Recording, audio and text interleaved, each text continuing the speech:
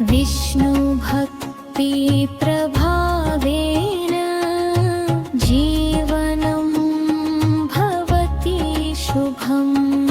चिदानन्द गोविन्द नमोच्चारण भेषजात् नश्यन्ति सकला रोगाः सत्यं सत्यं वदाम्यहम्।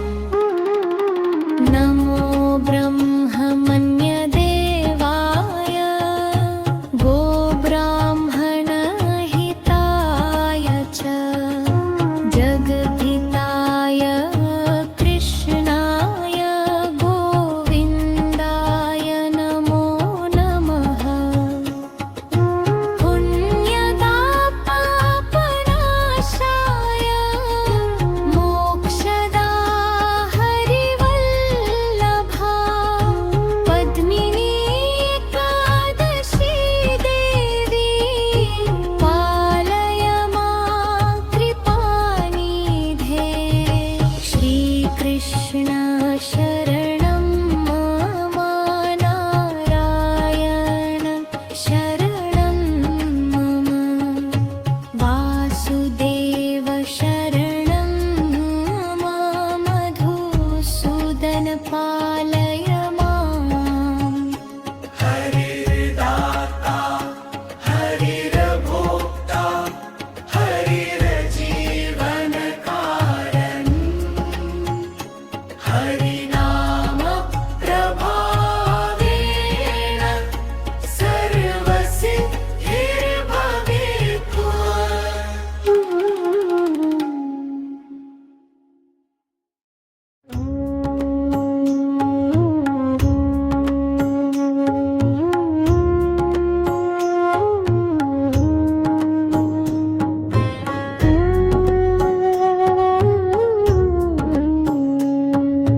ॐ नमो नारायणाय एकादशी व्रतप्रियाय नमः। पापनाशन देवेश मां पालय जनार्दन। वासुदेवं जगन्नाथं भक्तानुग्रहकारकम् एकादश्यां स्मरे नित्यं विष्णु वन्दे सनातनं। शान्ताकारं भुजगशयनं पद्मनाभं सुरेश्वरं भवभयहरं देवं नारायणं नमाम्यहम्। ॐ विष्णवे नमः पापदोषविनाशिने धर्मसंरक्षणार्थाय भक्तानाहितकारिणे। एकादशी महापुण्या सर्वपापप्रणाशिनी उपवासप्रिया देवी नमो भक्तिप्रदायिनी। गोविन्दं केशवं विष्णुं मधुसूदनं च्युतं भक्त्या स्मृत्वा जनो नित्यं सर्वदुःखैर्मुच्यते। नारायण करुणा सिन्धो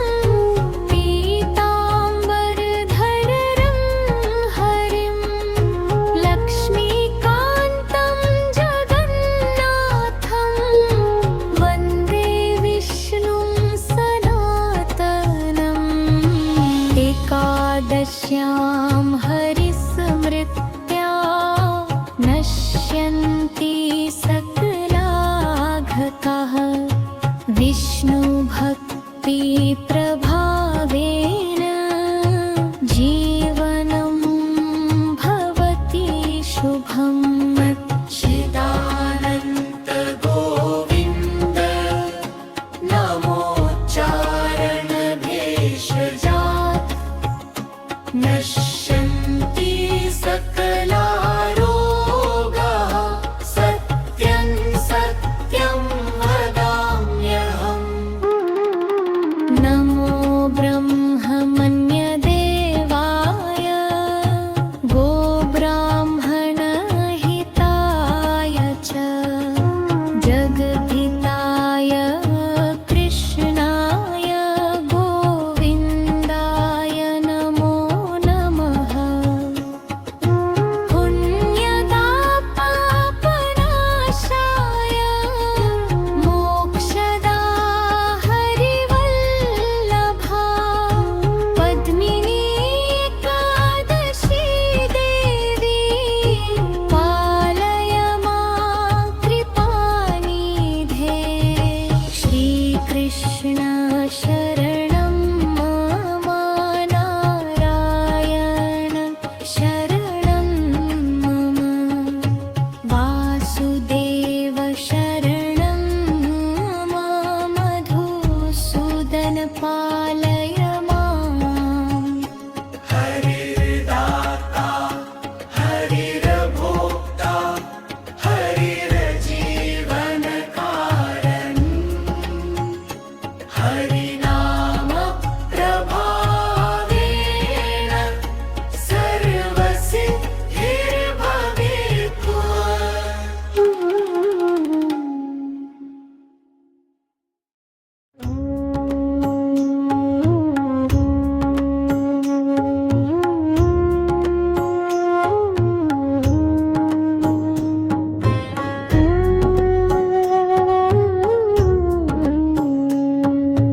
ॐ नमो नारायणाय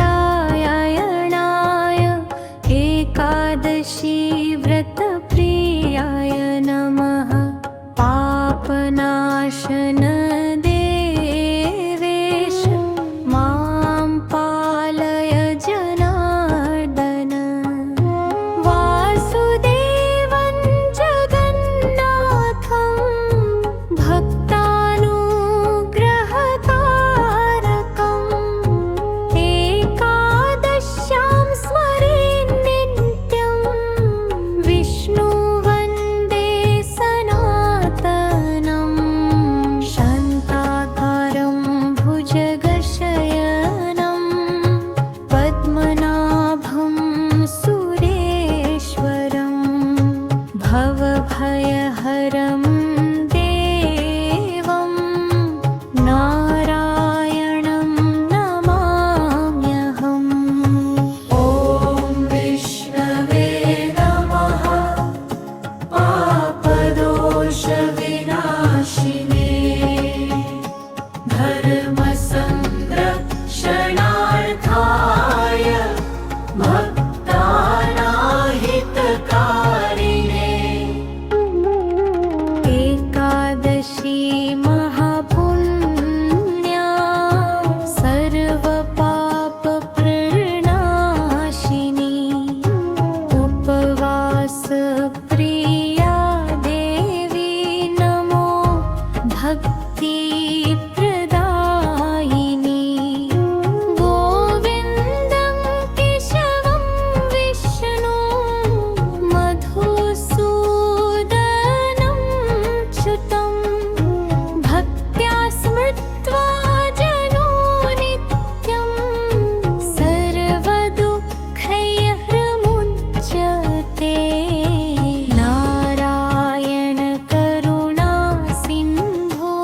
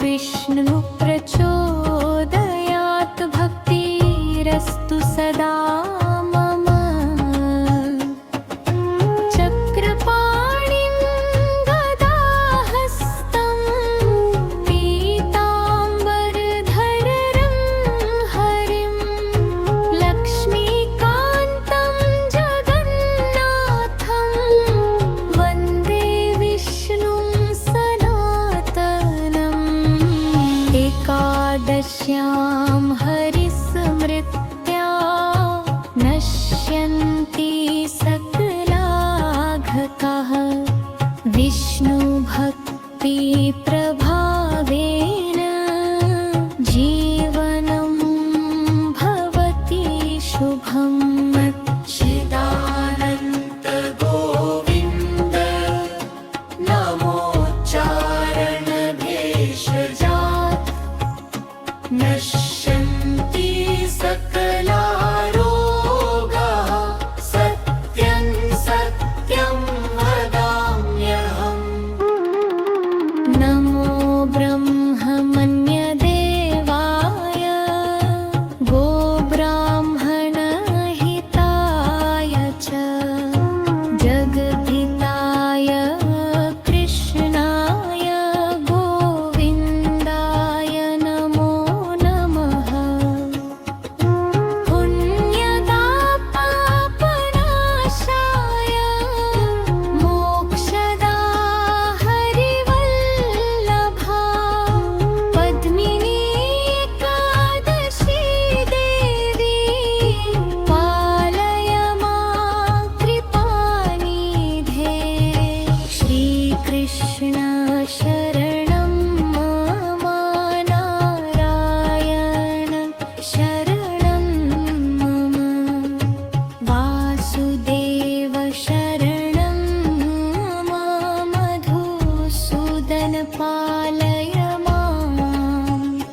हरिर्दाता हरिर्भोक्ता हरिर्जीवनकारणम् हरिनाम प्रभावेण सर्वसिद्धिर्भवेत्।